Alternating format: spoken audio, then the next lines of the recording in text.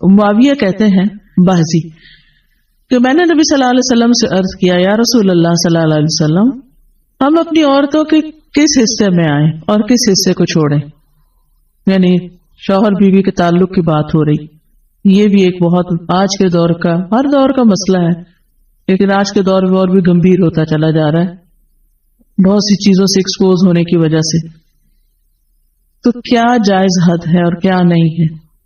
Physical relation شپ کے لیے کس حصے کو استعمال کیا جا سکتا ہے کس کو نہیں، یہ سوال. تو اس پر آپ صلی اللہ علیہ وسلم نے فرمایا تمہاری بیوی تمہارا کھیت ہے، تم اپنے کھیت میں جہاں سے چاہو آؤ. جہاں سے چاہو آؤ کا مطلب کیا ہے کہ جہاں سے کلٹیویشن ہو سکتی، یعنی کہ کھیت کے تعلق سے کیا بتایا نساؤکم حرث لکم فأتوا حرثکم انا شئتم. انا شئتم کا مطلب انا جو ہے ظرف زمان و مکان دونوں کے لیے آتا ہے کہ جانے کا کوئی خاص وقت مقرر نہیں کہ یہ دن ہے یا رات ہے، ایسی کوئی پابندی شریعت نے نہیں رکھی. اور اسی طرح جب کھیت کہہ کے بیوی کو بتایا گیا تو اس میں اس کی یعنی کہ اس کی قدر و قیمت اور اس کی حفاظت اور اس کی سرسبزی اور خوشحالی اور وہ ساری چیزیں اپنی جگہ ہیں. پلس یہ بہت ہی حکمت کی بات ہے کہ کھیت میں کچھ اگ جب ہی سکتا ہے جب اس میں بیج ڈالا جائے. تو اب شوہر بیوی کے ساتھ کیسا تعلق قائم کرے کہ اولاد پیدا ہو سکے؟ وہ اورل سیکس سے تو نہیں ہو سکتا، وہ اینل سیکس سے بھی نہیں ہو سکتا. obviously understood ہے کہ انا کا مطلب یہاں کیا ہے، ٹھیک ہے نا؟ یعنی یہ وہ باتیں کہ جن کو بہت لفظوں کو کھول کھول کے نہیں بولا جا سکتا، لیکن اٹس انڈرسٹوڈ. تو آپ نے کہا جہاں سے چاہو، یعنی کوئی رکاوٹ نہیں، ممانعت نہیں. اس کا یہ مطلب نہیں کہ ناجائز حدود فلان کے کہو کہ اس کی بھی ممانعت نہیں.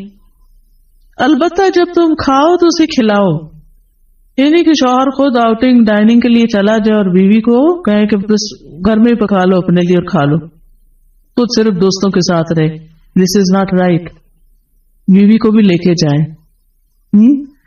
اور ساس بھی بہو کو جانے دے.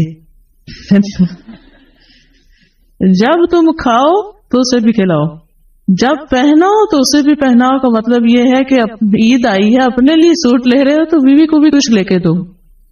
یہ ہے اکوالٹی ایک طرح سے. تو اس کے چہرے پہ نہ مارو، اسے گالیاں مت دو، ابیوز نہیں کر سکتے. اور اسے قطع تعلقی اگر کرو، یعنی ویسے تو نہ کرو لیکن اگر کرو تو گھر کی حد تک رکھو، کک آؤٹ نہیں کرو، ویسے باہر نہیں پھینکو، گھر سے نہیں نکالو. کیونکہ بعض شوہر کہتے ہیں نا فون پہ کہہ دیتے ہیں گھر چلی جاؤ ماں باپ کے، میں تب گھر میں داخل ہوں گا، آؤں گا ہی نہیں. یہ غلط ہے، ایسے نہیں کرنا چاہیے. اور یہ کیسے مناسب، یہ کیسے ہو سکتا ہے کہ تم اس کے ساتھ یہ سلوک کرو جبکہ تم ایک دوسرے کے پاس حلال طریقے سے آتے ہو؟ یعنی تمہارا ایک جائز تعلق ہے اور پھر تم اس تعلق کو اس طرح خراب کرو. تو بیوی کو مارنے سے متعلق جو قرآن اور حدیث کی روشنی میں جو حکم ہے وہ سامنے. پھر اسی طرح غلام کو مارنے کی ممانعت، نوکر کو، غلام کو، اس کو بھی نہیں مارنا چاہیے. ابو مسعود بدری سے روایت ہے کہ میں اپنے غلام کو کوڑے کے ساتھ مار رہا تھا کہ میں نے اپنے پیچھے سے آواز سنی، اے ابو مسعود جان لو. اور میں غصے کی وجہ سے آواز سمجھ نہ سکا، یعنی ایسے مار رہا تھا کہ مجھے نہیں سمجھ آئے گی کہ اس نے پکارا مجھے. جب وہ میرے قریب ہوئے تو وہ رسول اللہ صلی اللہ علیہ وسلم تھے اور آپ فرما رہے تھے جان لو ابو مسعود، جان لو ابو مسعود. کہتے ہیں میں نے اپنے ہاتھ سے کوڑا پھینک دیا تو آپ نے فرمایا جان لو ابو مسعود، یعنی آپ بار بار فرما رہے تھے اللہ تم پر زیادہ قدرت رکھتا ہے تمہاری اس غلام پر قدرت سے، یعنی جتنا تم اس غلام پہ قدرت رکھتے ہو اللہ اس سے زیادہ تم پہ قدرت رکھتا ہے، یعنی تمہیں مارے گا. کہتے ہیں کہ میں نے عرض کیا اے اللہ کے رسول صلی اللہ علیہ وسلم میں اس کے بعد کبھی غلام کو نہیں ماروں گا. اور بعض روایت میں آتا ہے کہ انہوں نے آزاد کر دیا. ابو عمر زازان سے روایت ہے، کہتے ہیں کہ ہم لوگ ابن عمر کے پاس تھے، انہوں نے اپنے غلام کو بلایا جسے انہوں نے مارا تھا. انہوں نے اس کی پیٹھ کھول کر دیکھی، کہا کیا تمہیں تکلیف ہو رہی ہے؟ اس نے کہا نہیں. اس کے بعد ابن عمر نے غلام کو آزاد کر دیا اور ایک تنکا زمین سے اٹھایا اور کہا کہ مجھے اس کا اتنا بھی اجر نہیں ملے گا جتنا اس تنکے کا وزن ہے۔ میں نے کہا ابو عبد الرحمن آپ ایسے کیوں کہہ رہے ہیں؟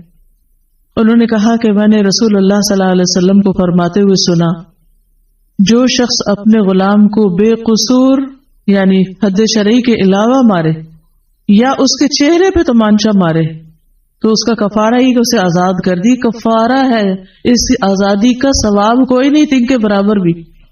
یعنی بعض کا تم سمجھتے ہیں بڑی نیکی کی لیکن اس میں تو چھوٹ بھی جائے تو وہ بھی بہت بڑی بات ہے۔ صحابہ کرام جو تھے وہ خاص طور پر اس سے محتاط رہتے اور غلاموں سے درگزر کرتے تھے۔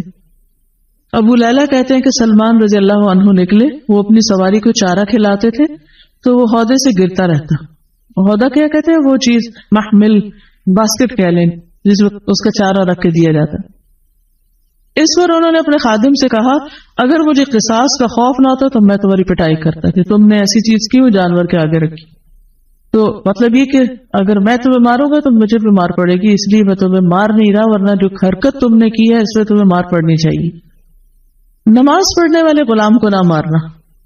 ابو امامہ سے روایت ہے کہ رسول اللہ صلی اللہ علیہ وسلم خیبر سے واپس آئے تو آپ کے پاس 2 غلام تھے۔ حضرت علی رضی اللہ عنہ نے کہا اے اللہ کے رسول صلی اللہ علیہ وسلم ہمیں بھی ایک غلام دے دیں۔ آپ نے فرمایا جو چاہتے ہو لے لو۔ انہوں نے کہا آپ میرے لیے پسند کریں۔ اس سے انداز ہوتا ہے نا کہ ریلیشن شپ داماد اور سسر کا کیسا۔ آپ صلی اللہ علیہ وسلم نے فرمایا یہ لے لو، اس کو مارنا نہیں، کیونکہ میں نے خیبر سے واپس آتے ہوئے اسے نماز پڑھتے دیکھا ہے اور مجھے نمازیوں کو مارنے سے منع کیا گیا ہے۔ آپ صلی اللہ علیہ وسلم نے دوسرا غلام ابو ذر کو دے دیا اور اس کے ساتھ خیر و بھلائی اور حسن سلوک کرنے کا حکم دیا۔ پھر ایک دن پوچھا ابو ذر میں نے جو تمہیں غلام دیا تھا اس کا کیا حال ہے؟ انہوں نے کہا آپ نے مجھے اس کے ساتھ خیر و بھلائی کرنے کا حکم دیا تھا تو میں نے اسے آزاد کر دیا کہ میں وہ خیر و بھلائی کر نہیں سکوں گا تو بہتر ہے کہ میں